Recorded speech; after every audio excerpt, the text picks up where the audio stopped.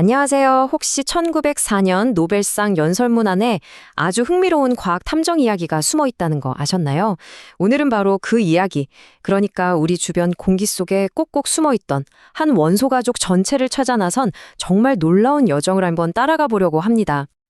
자, 모든 건 정말 이상한 질문 하나에서 시작됐어요. 아니, 어떻게 똑같은 기체가 두 가지 다른 무게를 가질 수 있지? 이게 바로 19세기 말에 물리학자 레일리 경을 정말 골치 아프게 했던 바로 그 수수께끼였습니다. 여러분, 한번 상상해 보세요. 공기 중에서 그냥 뽑아낸 질소가요, 실험실에서 화학적으로 만든 질소보다 항상 아주 미세하게 더 무거운 거예요. 처음엔 뭐 측정 실수인가 했겠죠. 근데 아니었어요. 이번 공기 중에 우리가 전혀 모르는 무언가가 섞여 있다는 아주 강력한 증거였던 겁니다. 자, 이 미스터리를 풀기 위해서 레일리 경이 화학자 윌리엄 램지 경에게 손을 내밉니다.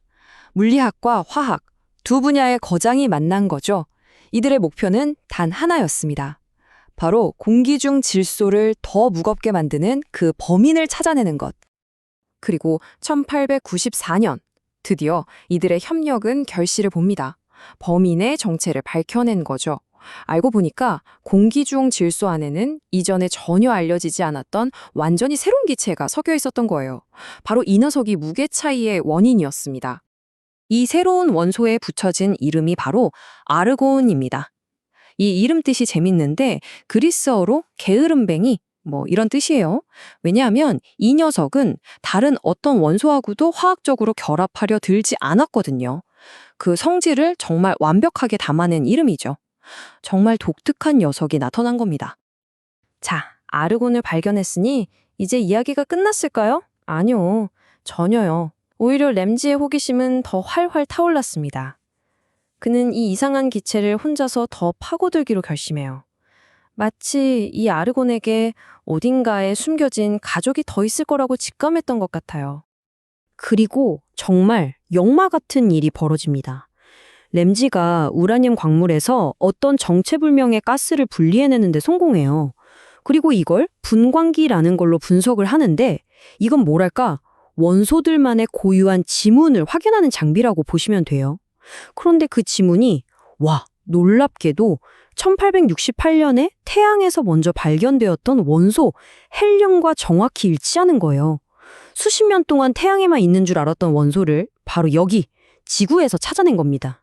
정말 대단하죠? 자, 이제 램지는 아르곤과 헬륨이라는 아주 독특한 성격의 가족 구성원 둘을 찾아냈습니다. 그리고 그는 이제 확신했어요.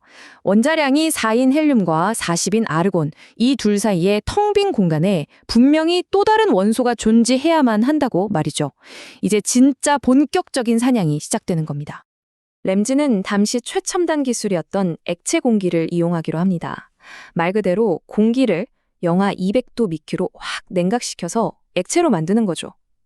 그런 다음 이 액체 공기를 아주 서서히 가열하면요, 끓는 점이 서로 다른 기체들이 하나씩 차례대로 분리되어 나와요. 바로 이 방법을 쓴 건데요. 근데 그 결과는 정말 예상을 뛰어넘는 것이었습니다. 그가 찾던 건 하나였는데 무려 3개의 새로운 원소를 발견하고 만 겁니다. 새로 발견된 이 새 원소의 이름들도 참 재밌습니다. 새롭다는 뜻의 네온, 숨어있다는 뜻의 크립톤, 그리고 낯설다는 뜻의 제논. 이름만 들어도 이 원소들을 찾아내는 과정이 얼마나 힘들고 또 신비로웠을지 감이 딱 오죠? 램지의 이 연구가 얼마나 대단한 거였는지 공기 성분을 보면 확 와닿으실 겁니다. 자, 우리가 숨쉬는 공기의 99%는 질소와 산소예요. 그리고 약 1%가 아르곤이고요. 그런데 그가 추가로 찾아낸 네온, 헬륨, 크립톤, 제논, 얘네들은 다 합쳐도 0.002%도 안 돼요. 이건 거의 존재하지 않는 수준이죠. 말 그대로 공기 속의 유령들을 찾아낸 거나 다름없었습니다. 자, 그러면 이 발견이 그냥 원소 몇 개를 추가했다 이런 차원의 얘기가 아니거든요. 이게 도대체 화학이라는 학문 전체에 어떤 의미를 가졌는지 한번 들여다보죠.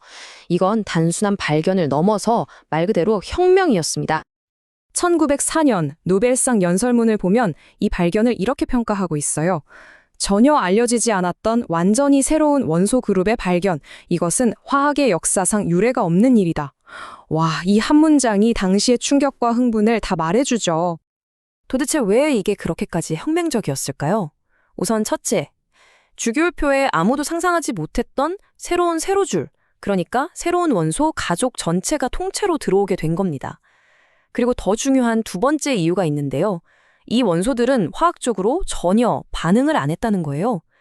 당시 과학자들은 모든 원소는 당연히 다른 원소랑 결합하려는 성질이 있다고 믿었거든요. 근데 이 비활성 기체들이 나타나서 그 믿음을 뿌리부터 흔들어 버린 겁니다.